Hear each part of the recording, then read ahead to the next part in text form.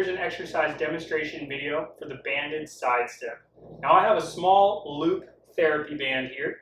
Yours may be slightly different than mine, but I find that this is the easiest one for us to load up around the knees right here, so that when we walk to the side, we force the muscles of the butt and hip to do extra work in their motion as we step out to the side.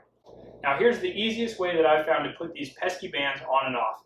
I'm going to start with this wrapped around the base of my fingers, so right across my knuckles. And this way I can create a big spreading force, and that'll give me a large area to step through with my foot. Now as you've done this one, spread your band out and get that second foot in. And what I'm going to do from here is bring the band up by going forward, backwards, forward, backwards. This way it doesn't get tangled up and wrapped around my legs. So as it gets caught on my skin, I'm going to move my hands in front and then in back. Kind of this seesaw motion side to side. Here it is from the side to show you. Here we go, demonstration fail. This is what you don't want to have happen when you're doing your bands. So this is what I hate as I'm in my sessions. It takes forever to get this band around the ankles. We mess around for forever and forever. But here's what we want. Band spread out across the fingers and the knuckles. I'm going to go front, back, and this way as I walk my way up the leg, I'm able to keep it from being tangled up.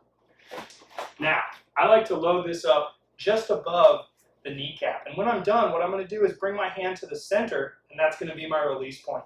And this way I'm able to get my band fairly flat and spread out. So you can get that in and out right here in the center of your thighs. And this makes a big difference because if you're putting this band on 5 or 10 times over the course of the workout, and it takes 20 or 30 seconds each time, you can lose a lot of valuable time. So quick in and out for the band saves you a lot of time while you do your workouts. Now, I like to load just a little bit above my kneecap because this way we avoid putting any extra sideways load on the ligaments of the knee.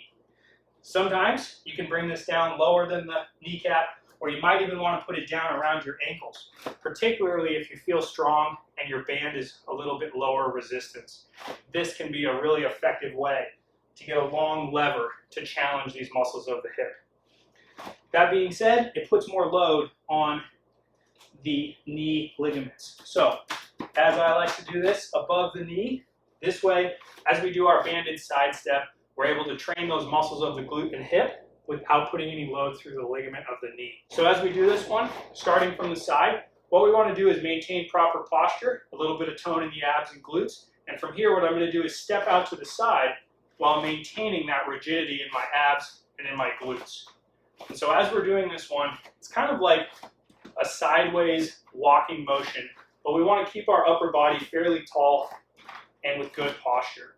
A pretty common mistake on this is for the person to lean their body over, typically this way. They'll lean their body so they kind of look like a teapot tipping side to side.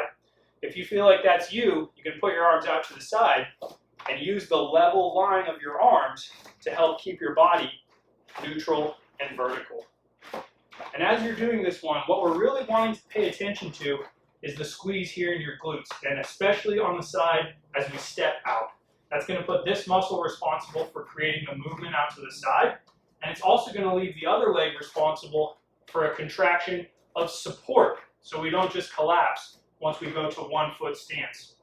As you're doing this, we should have this contraction to move, which immediately becomes a contraction of support, and then this side has to slow the band force. So it goes into a contraction for the first glute again.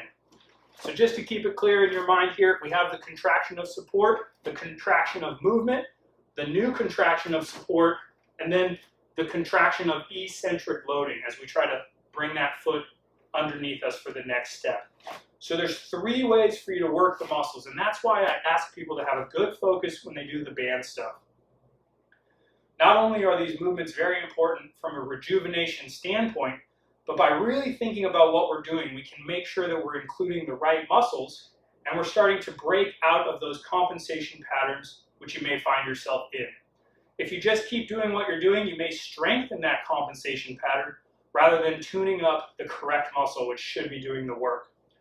As you're doing your banded side steps, keep a little bit of bend in your knee, focus on that vertical torso, and step off to the side, working those glutes.